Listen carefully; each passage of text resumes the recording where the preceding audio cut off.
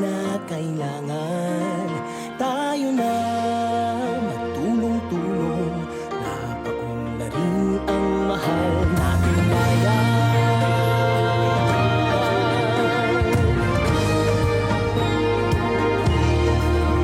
Panahon na magbabago at iayos ang mga dapat ayusin.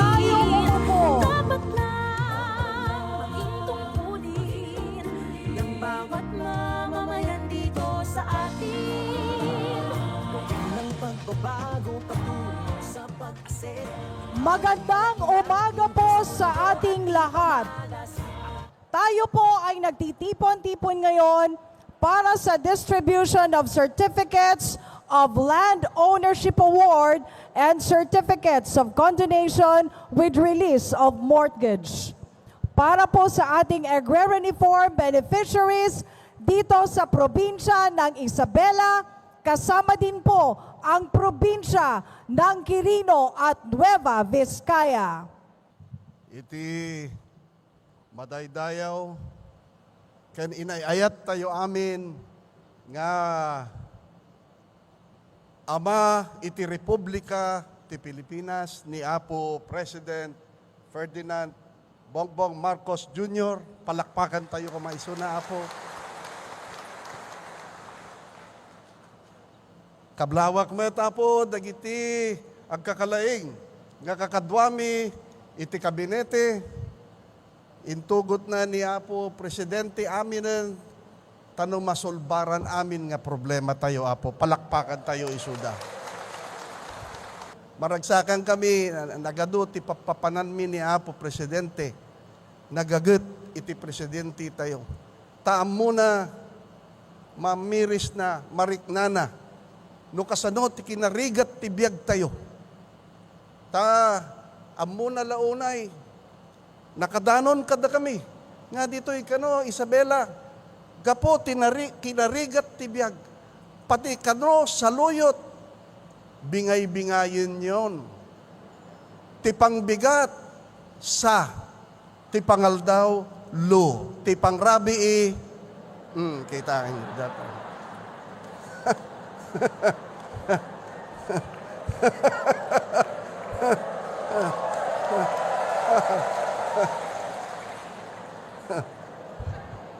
Nakasursuro kayo manan ti kalukwan. Ngem, dahito iti may bagak siyak mismo iti mang panaknak. Nga dahito'y presidente tayo tatasabali datoy. Sobra ti kinagagat na datoy. Han na kayat nga agyan, ijay nalamiis air condition nga opisina na. Hamo nga kandidato isunan eh. Nangabak isunan, may samo lang nga termino. Dapat isuna kuma katagli-li mutan. Ay dapat kuma, adadji opisina na. Nakarelax. Ibabaon na kami langanan nga kabinete na. Ngam saan? Kayat na nga aglikmot, kayat na nga iyasideg ti gobyerno aglalo kada kayo nga agrarian reform beneficiaries.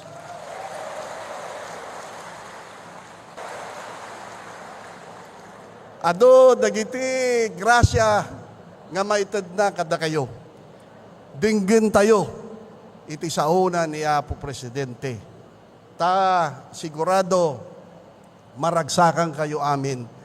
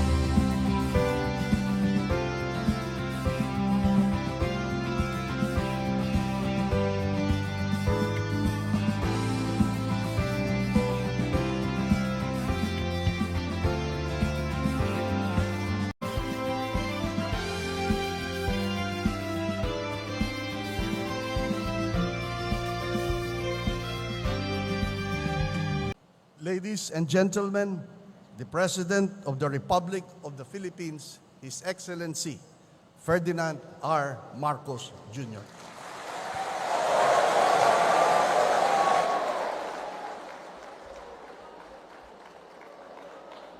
District na Agrarian Reform Secretary, Secretary Conrado Estrella. Ayo po. Baka po si Secretary Estrella may iwan po rito ng matagal. Dahil di na, pagka nabalitaan ni Sandra yung kwento mo, hindi ka na makakauwi ng ano. Delikado ito, magagalit po sa kanya. Batid namin na ang pagkakautang ay isa sa mga nagbibigay sa inyo ng alalahanin at paghihirap. Kaya naman, narito kami na patuloy ang pagsuporta sa inyo. Hindi tumitigil sa pagbibigay ng lupa at pagpapawalang bisa sa utang sa lupa ninyo. Ngunit alam namin kung ano ang halaga nito sa kabuhayan. Nung nakaraang taon, nilagdaan ko po ang tinatawag na New Agrarian Emancipation Act. Sa ilalim ng batas na ito, mapapawalang bisa ang mga bayarin na kaugnay ng amortisasyon ng inyong lupang sakahan.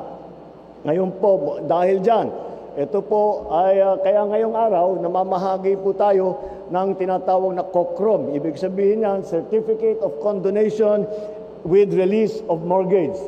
Ang simple lang na paliwanag dyan ay wala na po. Lahat po ng naging utang ng mga agrarian reform beneficiary, burado na po. Wala na po, hindi nyo na kailangan alalahanin. Ito ay sagisag ng ating hangaring maibsan ang pasaning dala ng mga amortisasyon, ng interest, mga surcharge, na matagal nang kaakibat ng inyong mga lupang sakahan. Merong mahigit 25,000 COCROM para sa mahigit na 21,000 benepisyaryo dito sa probinsya ng Isabela. Sinasaklaw ng mga sertipikong ito ay humigit kumulang 22,000 hektarya ng lupa dito sa Isabela.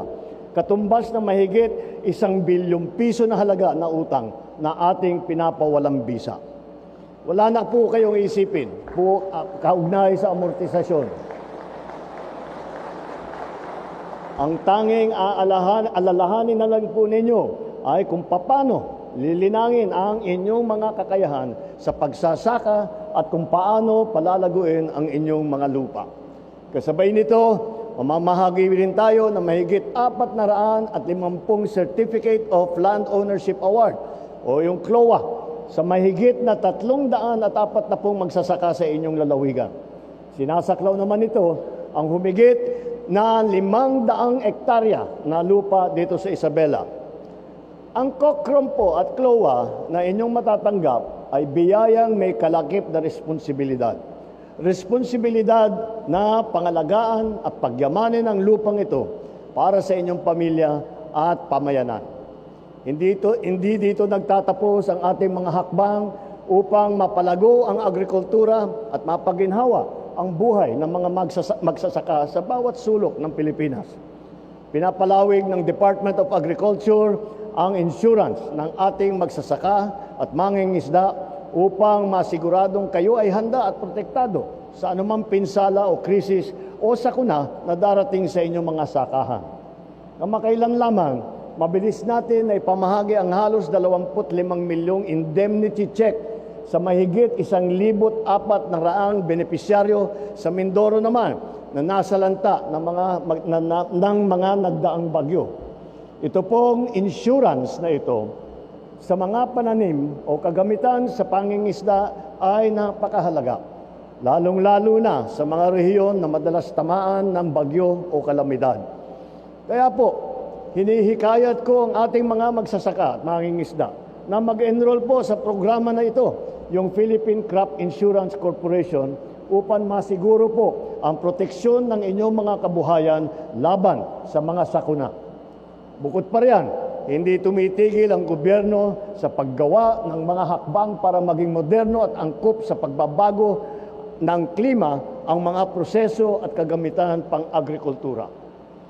Napakahalaga po ng papel na ginagampanan sa pagsulong ng ating agrikultura.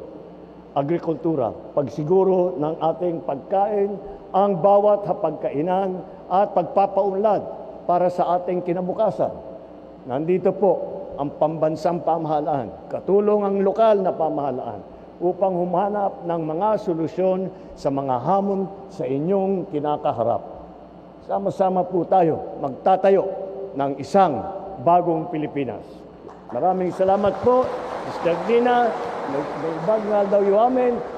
Agbyag ti Isabela, agbyag ti bagong Pilipinas.